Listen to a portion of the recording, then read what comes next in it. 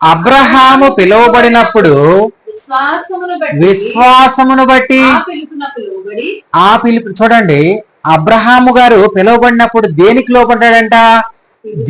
పిలుపునకు. అంటే దేన్ని బట్టి? విశ్వాసమును బట్టి పిలుపునకు. దేవుని పిలుపునకు నువ్వేమవ్వాలి? లోబడాలి. అంటే పిలుపు అంటే ఆయన మాటకు నువ్వేమవ్వాలంటే, ఈ లోకములో దేనికి లోబడినా లోబడకపోయినా దేవుని మాటకు, దేవుని వాక్యమునకు నువ్వేమవ్వాలంటే లోబడాలి. నువ్వు బెండవాలి, మోకాళ్ళు వేయాలి, అంతే. అబ్రహాముకి అన్ని ఉన్నాయి, ఆస్తులు ఉన్నాయి, అంతస్తులు ఉన్నాయి, కానీ ఎవరి మాట విన్నాడు? దేవుని మాటను విన్నాడు. ఎవరి మాట ప్రకారం ముందుకు వెళ్ళాడు? దేవుని మాట ప్రకారం ముందుకు వెళ్ళాడు.